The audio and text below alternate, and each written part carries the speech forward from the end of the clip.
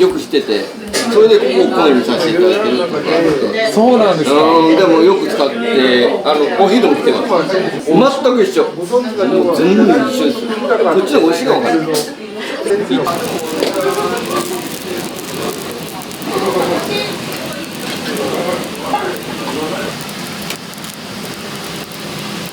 それで完成です。これ中国おすすめ。多分その他のものじゃあ、ということで、一旦座ってみたら。23点はもっといいってことで、まあいいっていう。下食い生一。そうです。結構まああるあるの反応としてはまずあったかいんだ。普通に冷たいそばだと思うんですけど、このまま食べると焼きそばだと思ってたらつけ麺でした。まあそのつけつゆがあったかいっていう。まああとはその瓦に乗ってるだけかと思ってたら瓦自体も熱い。まあそういうリアクションはあります。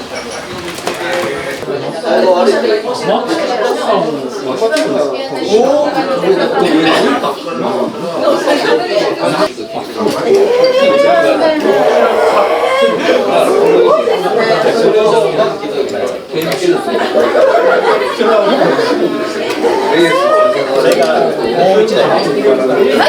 じゃあ太麺をおすすめされて太麺食べてるんですけど、パリパリで美味しいです。これ山口県の製麺所さんから取り寄せてるんですけども、まあ、抹茶が練り込んである茶そばですと、多分茶そばじゃないもので出すと偽物だって言われかねないと思います。で内側は細麺と太麺って2種類お出ししてるんですけども、こちらは太麺の方、細い方がよりパリパリになりますね。まだこういうところも香ばしい香りがするので、まあ、そこも含めてそのハーモニーが面白いですよね。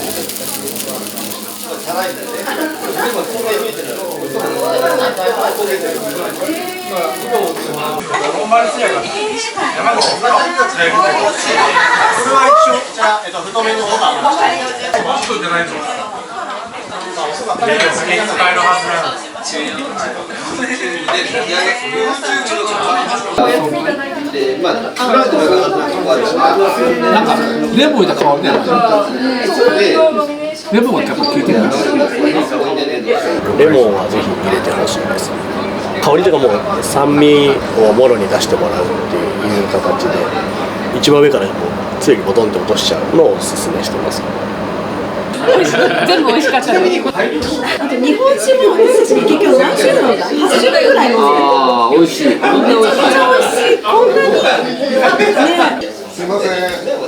メニューの半分以上は山口県産品を使っていて、であとはそのおつまみにと一緒にお酒をご提案して、まあ、それが山口県の地酒、日本酒が有名なので、まあ、有名とか一番多いので銘柄として。これ終わってるよね。投資になりますね。削りかまぼこになりますね。かまぼこ削ったものです。種買ってますね。そのままです。ただ練り物が特産なので、私の場合は宇部出身というのもあって、宇部釜さんっていう宇部のかまぼこの会社さんとお取引してますけども、もう本当練り物は本当にいろんな会社あるので、山口県内だけで。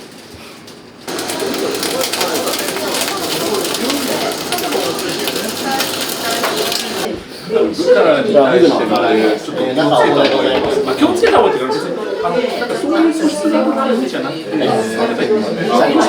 下からするとまあ一番そのパブリックイメージ強いのはやっぱフグですよね。山口県といえばフグ。トラフグのイメージが強いんですが、他にもフグって何種類かあって、まあそのサバフグっていう小ぶりのフグ、マフグっていう中ぐらいのフグがあったりするんですけど、比較的なんていうの、まあ一般の人でも手が届きやすい価格で提供できるフグっていうのがあるわけで、まあそういうところを中心に出して。山口県の食材、県産品ですけど、をまあ東京で消費してもらうっていうのはまあ一つのそのミッションとして。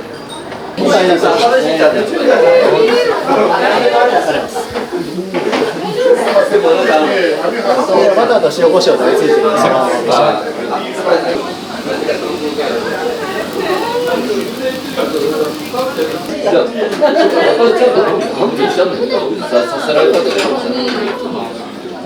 そのまあ、まずこの瓦は日本三大瓦産地ってあるんですけども、このまあ3つのうちの1つの島根県の石州瓦っていうところ、まあ、その中の1つの、まあ、窯がこういう商品を作ってるっていう形ですね。なんで、まあ、屋根瓦普通に熱しちゃうとあっという間に割れちゃうんで、200度300度になっても耐えられるような、まあ、言ってしまえば瓦そば専用の瓦っていう形なんです。だからこうやって感じで取っていくわけですね。ちょっとこれ熱いんで気をつけてください。まあ、土なんで熱しにくいんですけど冷めにくいんですよね。だから熱々の状態でお客さんに食べてもらいながら下がってきた頃には我々がちゃんと筆で洗えるようになってるっていう形ですね。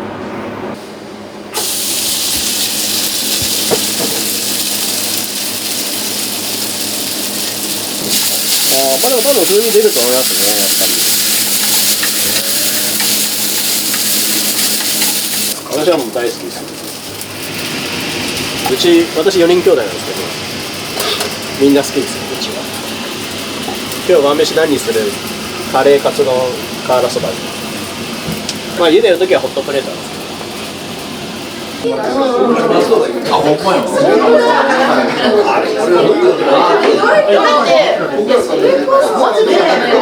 基本父親がいるときにしかやんなかったと思うんで、まあ週末かな。まああとは。まあ、もうちょっとそれこそ高校生とか大学生の頃、まあ、友達を家に呼ぶ時とかで、まあ、親がこう振る舞う料理の一つではあります。決まった味みたいなのあまりないないですね。それぞれのお店飲食店の瓦そばの味があるでしょうし、それぞれのご家庭の味があると思います。で瓦からこう白煙が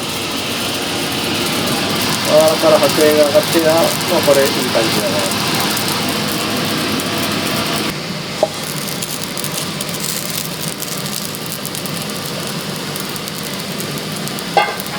まあ別に肉が一応牛肉使ってますけど、豚肉でもまあ問題はないと思う。小ネギみたいな刻んでやってますけど、あれがなんか別に白髪ネギでもいいと思うんですけど、ただレモンだけは外せない気がします。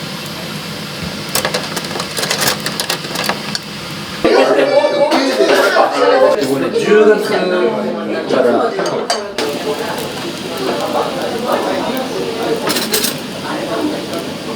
その元々のそのエピソードとしてはなんか西南戦争とか、まあ、そういうところに遡るらしくて、野草を落ちてる河原で焼いて食べたみたいな、それをまあ知った山口県の方がじゃあそば焼いて食べてみよう、まあ、それがその始まりとされている。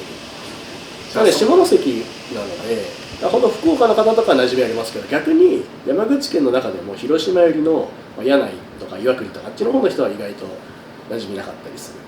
こっちはかつおだしベースのおだし。山口はちょっと今メインで食べてるんですけど、なんか甘いですかね。そこにレモン入ってるので、なんかこういう食べ方は新鮮で。まだ火は入ってない。火入ってない。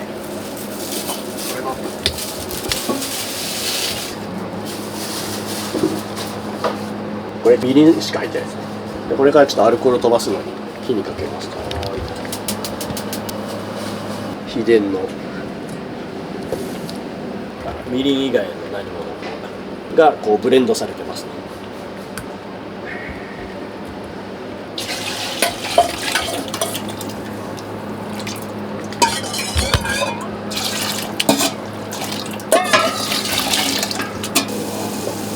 ぐらいの頻度というか、さっきのまあ週に1回ですね。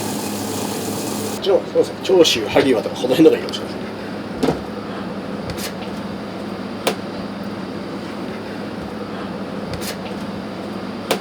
この醤油自体かなり甘いので、まあとろみがあると砂糖は入れずにみりんの甘さだけで調整してますけど。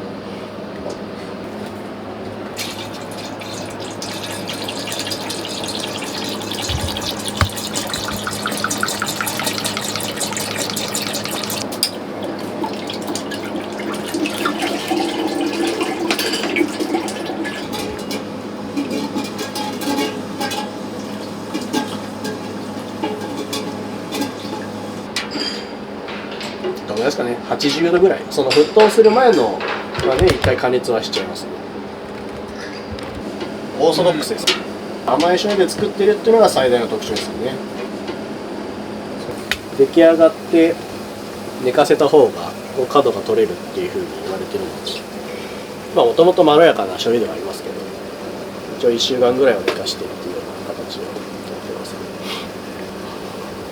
ね。先週仕込んだ醤油ですね。1週間寝かしたもの。は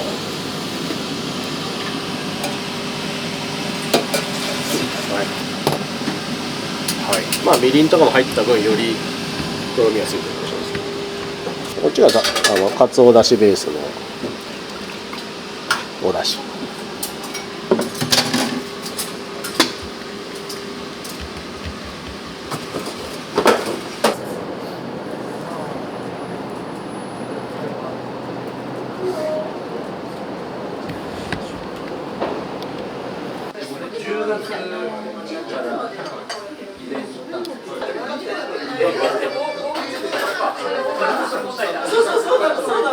でも趣味ですよ。もちろんもう老後の趣味で、ただ自宅に窯を作って伸ばして曲げるだけだから簡単だよとか言っ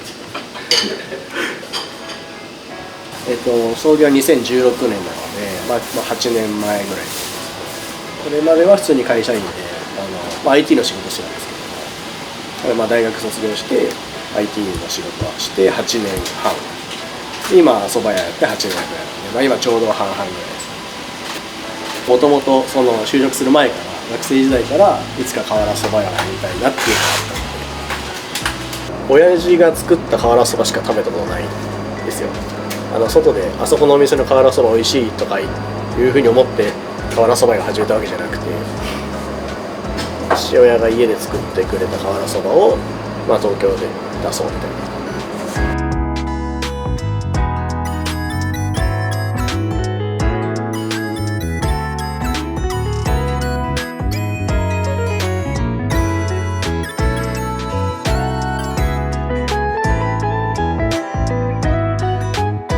私そんな別に料理人とか職人とかではなくて、どっちかというとビジネスマンなんで、マーケットがちゃんとあるとか、それが受け入れられるかとか、ちゃんとビジネスと成立するだろうという仮説を検証していくっていうプロセスが、経営者として楽しい。私のその仕事のやりがいみたいなところはそこにあります。山口の人が他県の人を連れてくるんですよね。なんで一定数山口県の人がいて、うちの地元こういう B 級グルメあってとか、こういうソウルフードがあってぜひ食べてみてよって言って、紹介してくれたり連れてきてくれたり、これが東京離れると一気に山口県民率下がるはずなんで、東京だからできてる可能性はあります。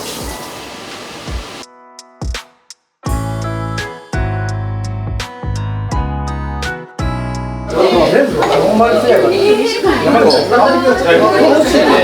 は一応太めの方が布教したいじゃないですけど、私は美味しいと思ってるので、この美味しい料理をいろんな人に食べてほしいなっていうのはあります。